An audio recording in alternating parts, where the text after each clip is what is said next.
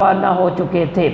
یہ ابتدائی سفر تھا جس کا میں نے آپ کو خلاصہ عرض کیا۔ اس پورے واقعات کو جامع ترمذی کے اندر بھی کوٹ کیا گیا ہے، صحیح کے اندر، اور دیگر کتابوں کے اندر بھی یہ بات موجود ہے۔ اور پھر جو دوسرا سفر تھا، وہ دوسرا سفر جو ہوا اس وقت نبی پاک علیہ الصلوۃ والسلام کی عمر مبارکہ تھی 25 سال، اور اسی سال نبی پاک علیہ الصلوۃ والسلام کا نکاح سیدہ خدیجہ الکبریٰ سلام اللہ علیہا سے ہوا ہے۔ اس کی بات ہم آگے کرتے ہیں۔ تو سیدہ خدیجہ الکبریٰ رضی اللہ تعالی عنہا سلام اللہ علیہا، آپ نے اپنا مال وہ دے کر وہ آقا علیہ الصلوۃ والسلام کو ملک شام کے سفر کی طرف روانہ کر دیا۔ جب ملک شام کے سفر میں نبی پاک علیہ الصلوۃ والسلام جانے لگے تو ساتھ حضرت خدیجہ نے ایک غلام جس کا نام ہے میسرہ، وہ غلام بطور خدمت ساتھ بھیجا کہ وہ خدمتاً یہ بھیجا کہ یہ مال بھی یہ اٹھائے گا اور آپ کی ضرورت جو ہوگی اس کے پیش نظر یہ آپ کے ساتھ تعاون کرے گا اور معاملہ برقرار رکھے گا۔ اور ساتھ یہ شرط بھی عائد کر دی اور کہنے لگے، سیدہ خدیجہ الکبریٰ نے یہ بات کہی کہ آپ ایماندار ہو، دیانتدار ہو، اور آپ سے بڑھ کر مکے میں کوئی ایماندار نہیں ہے، کوئی دیانتدار نہیں ہے، تو آپ کو جو مال میں جو نفع ہوگا اس کا حصہ بھی 2 گنا ملے گا۔ اس بات پر نبی پاک علیہ الصلوۃ والسلام نے بات درخواست قبول کر لی اور آپ جو ہے نا وہ مال لے کر ملک شام کی طرف روانہ ہو گئے۔ جب آپ روانہ ہوئے تو آپ اسی جگہ دوبارہ جب پہنچے شہر بصرہ، جب اس شہر میں پہنچے تو وہاں پہ پہنچ کے جو ہے نا وہاں پہ خانقاہ تھی جہاں پہ ایک راہب رہتا تھا، اسی کا ذکر دوبارہ ہے جس کا میں نے پہلے واقعہ کوٹ کر دیا۔ وہ وہاں پہ رہتا تھا اور اس نے میسرہ سے بات پوچھی کہ راہب نے میسرہ سے پوچھی کہ یہ بتاؤ کہ یہ کون ہے جن کے لیے اتنا اہتمام، اور بڑے لوگ آتے ہیں، سفر کرتے ہیں، تجارت کرتے ہیں، لیکن جو تجارت کرنے والا ہے اس کے ساتھ نوکر نہیں ہوتے، یہ کون شخص ہے؟ تو انہوں نے یہ بات میسرہ غلام نے یہ بات کہی، اس نے کہا کہ یہ شخص وہ ہے کہ اس شخص کا نام جناب محمد ہے صلی اللہ علیہ وسلم، اس کا نام محمد ہے۔ اور پھر وہ راہب کہنے لگا کہ کیا تمہیں اس بات کی خوشی نہ ہوگی کہ میں تمہیں بتا دوں کہ میں نے کس لیے یہ سارا بات کہی اور پوچھی؟ وہ کہنے لگا کہ بتا دیجئے۔ اس پر انہوں نے کہا کہ میں نے انجیل تورات کے مطالعات کیے اور میں نے پڑھا، سب کچھ معاملہ ہوا، اور میں نے خود دیکھا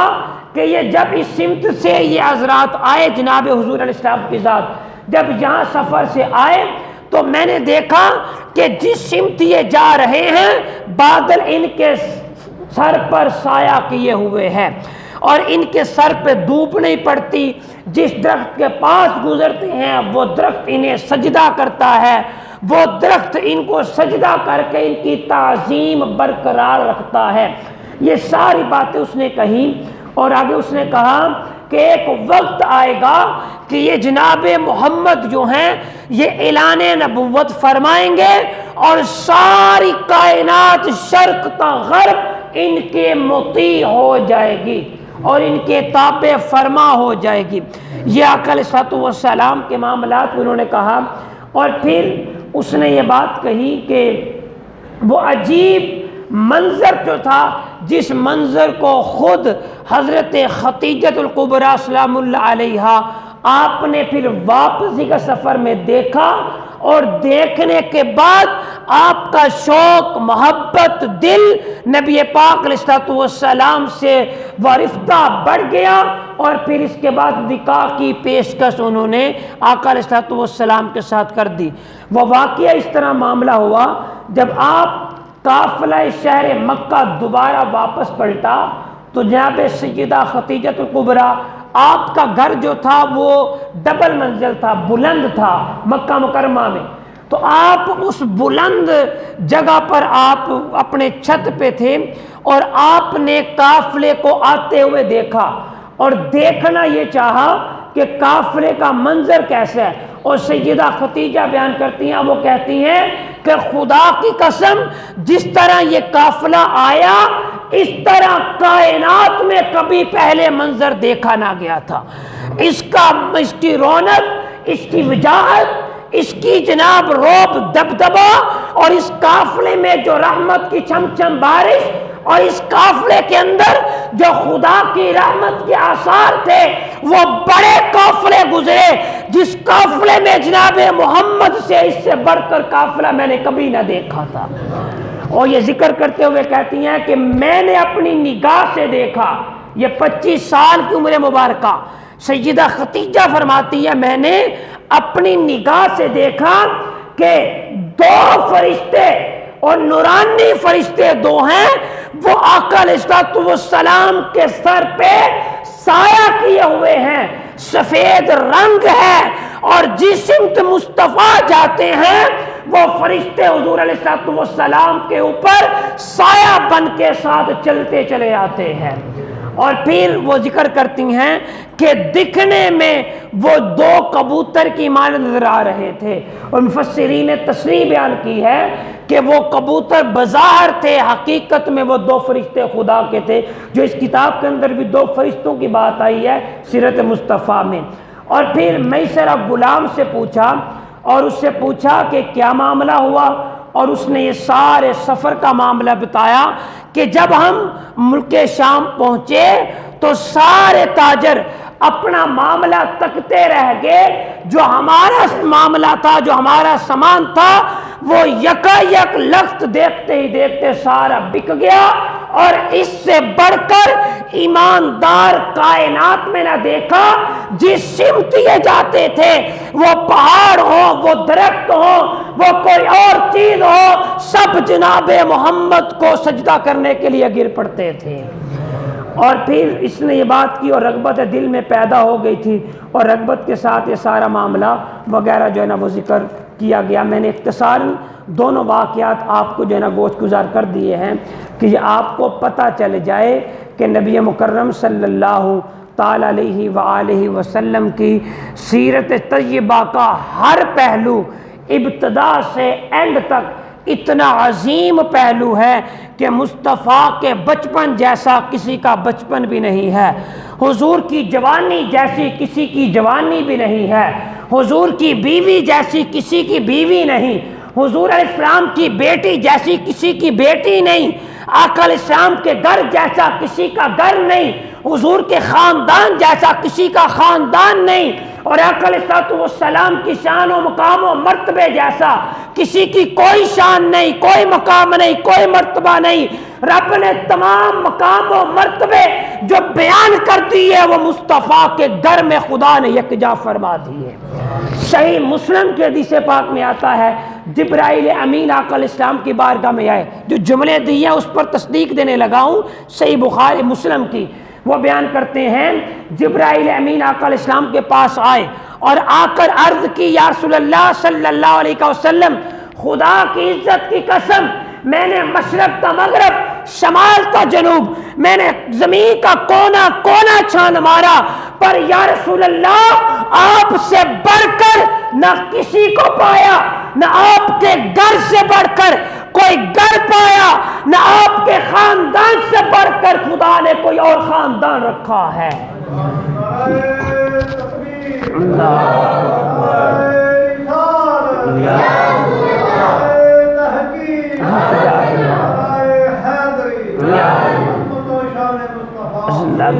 اسی طرح قرآن کریم کے اندر جو ذکر مصطفیٰ کا بیان فرمایا گیا حضور علیہ السلام کے لیے فرمایا فَقَدْ لَبِثْتُ فِيكُمْ عُمَرًا مِّن قَبْلِهِ أَفَلَا تَعْقِلُونَ.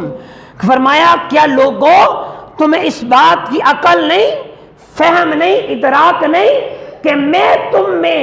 ایک عمر کا حصہ گزار چکا ہوں.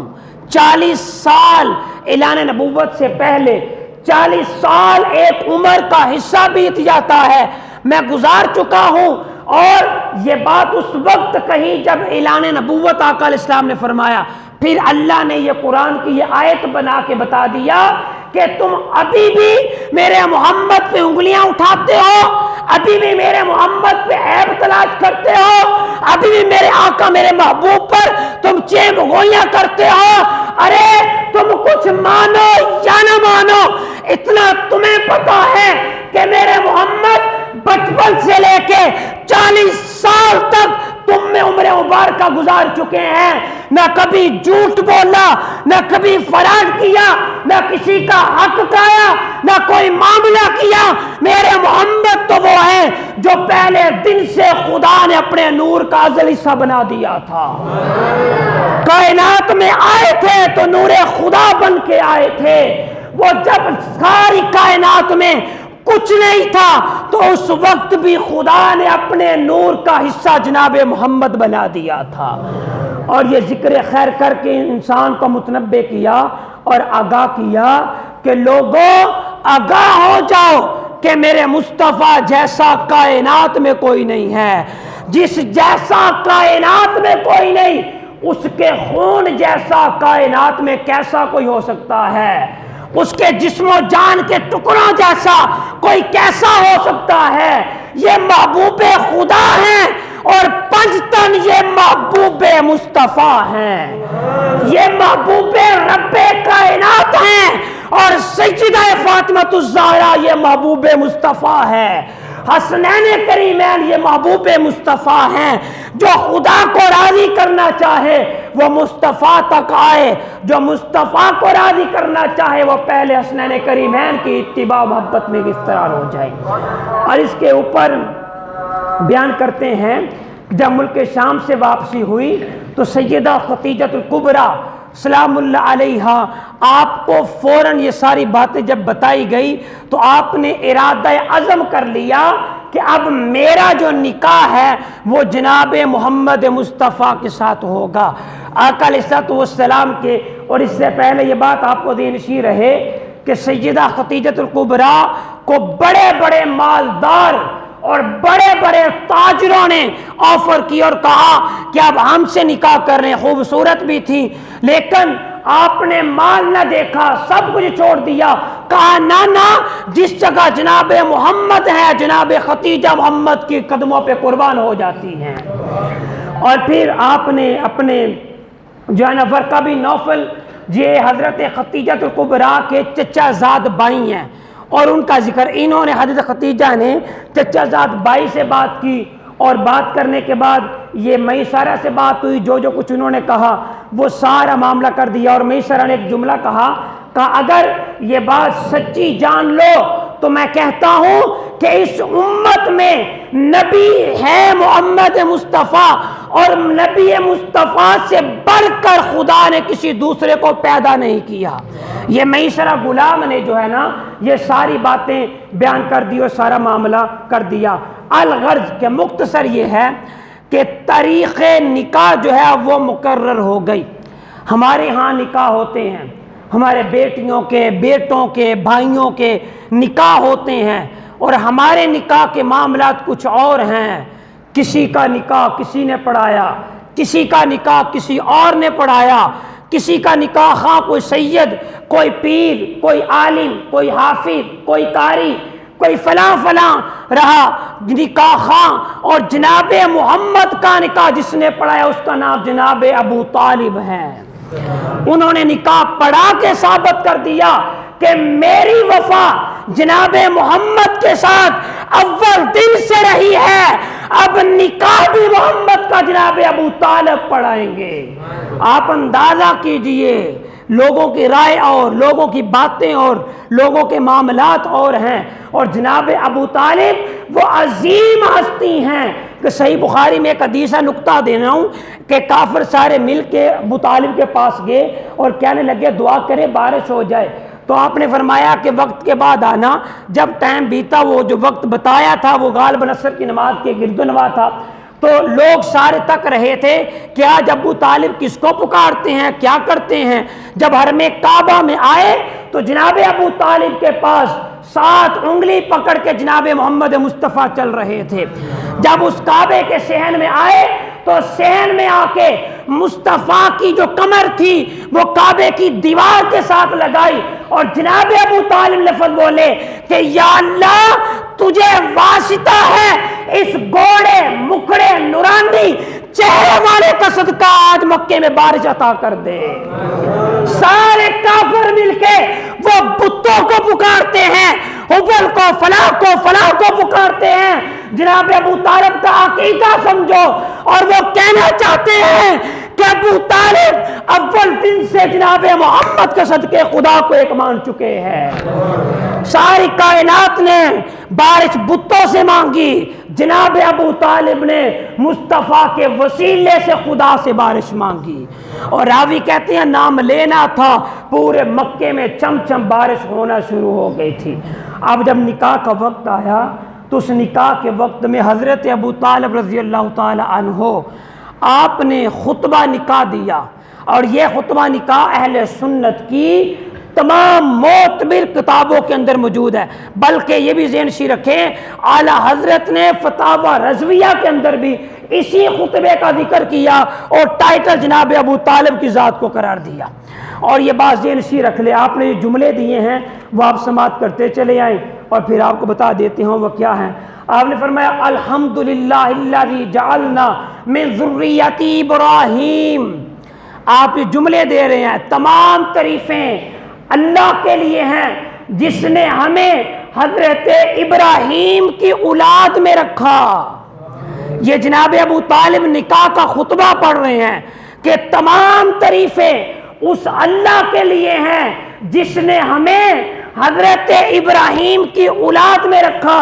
اور حضرت اسماعیل کی نسل سے رکھا، اور حضرت جو ہے نا نسل سردار ماد کی صلب اور سرداری مدر کی اصل میں رکھا۔ یہ حضور کا نسب ہے سارا، اس میں رکھا۔ اور یہ تعریفیں بیان کرنے کے بعد وہ کہتے ہیں کہ اس خدا کا شکر ہے کہ جس خدا نے ہمیں کعبۃ اللہ کا خادم بنا دیا،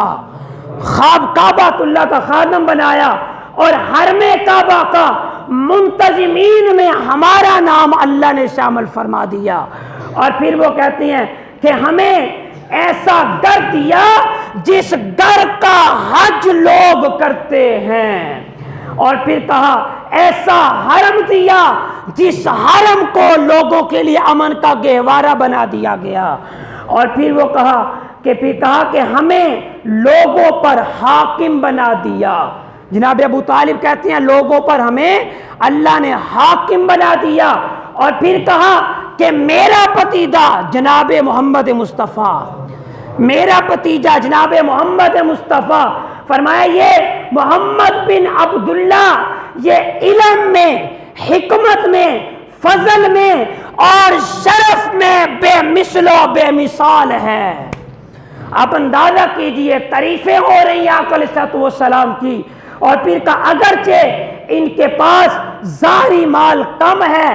مگر اس مال کی حیثیت ہی نہیں، یہ تو ایک دنیا کا سامان ہے، یہ دنیا کی چیز ہے۔ اور وہ کہتے ہیں کہ ان کی نسبت اور ان کا جو نسبت تعلق ہے دراصل وہی عزیز و اقربا ہے۔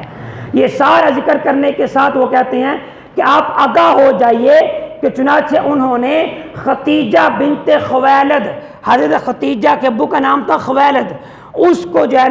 نام لے کر ذکر کیا کہ اس کے ساتھ میں آج اپنے بھتیجے محمد کا رشتہ نکاح منسلک کرنے لگا ہوں ازدواج میں۔ یہ جب ذکر سارا انہوں نے کر لیا تو وہاں پہ سوال یہ پیدا ہوتے ہیں کہ لوگ حق مہر دیتے ہیں۔ اب حضرت ختیجہ الکبریٰ تو پہلے ہی بڑی مالدار تھی، اور اتنی مالدار تھی، ہمارے ہاں حق مہر کتنا ہوتا ہے 5000، بڑی چھال ہے، اس سے اوپر اللہ ماشاء اللہ کوئی ہوگا، ورنہ 5000 پہ بات ختم ہو جاتی ہے۔ جناب ابو طالب نے جملہ دیا، آپ نے فرمایا کہ میرا بھتیجا جو شان و کمال میں بے مثل ہے، کوئی دوسرا نہیں، جاؤ جا کے پوچھو جناب سیدہ ختیجہ کے گھر والوں سے، ان سے پوچھو کہ کتنا حق مہر چاہیے، جتنا تم کہتے ہو اتنا حق مہر ابو طالب ادا کرے گا۔ یہ نہیں کہ 2 3 4، ابو طالب نے جناب مصطفیٰ کے نکاح کا حق مہر ادا کیا، اور نکاح بھی جناب ابو طالب نے مصطفیٰ کا پڑھایا۔ اور پھر ایک روایت یہاں پہ لکھی ہے، انہوں نے لکھا کہ اس وقت جو نکاح کا حق مہر دیا گیا تھا نا، وہ 20 اونٹ حق مہر دیا گیا تھا نکاح میں، اور وہ سارے کا سارا حق مہر جناب ابو طالب نے اپنے پاس سے ادا کیا تھا۔ اور پھر سیدہ خدیجہ الکبریٰ نے جملہ دیا اور آپ نے فرمایا کہ ارے مجھ سے حق مہر پوچھنے والوں، میں تو محمد کے قدموں پہ قربان، میں حق مہر کیا وصول کروں گی؟ میں بھی اور میرا سارا مال جناب محمد مصطفیٰ کا ہے، جسے چاہیں وہ دے دیں، جسے چاہیں وہ نہ دیں، یہ سب کچھ ان کے نلائن پہ قربان ہو چکا ہے۔ آپ اندازہ کیجئے سیدہ خدیجہ الکبریٰ سلام اللہ علیہا، جو اتنی عظیم ساتھی اور عظیم معاملات پہ، اور اس کے بعد پھر جو ہے نا وہ حضرت ورقہ بن نوفل، انہوں نے بھی خطبہ دیا، یہ چچا زاد بھائی تھے، انہوں نے خطبہ دیا تھا، انہوں نے بھی وہی کہا الحمدللہ الذی جعلنا کما ذکرت وفضلنا، وہی کہا تمام تعریفیں اللہ کے لیے ہیں جس ذات نے جس نے ہمیں پیدا کیا اور جس نے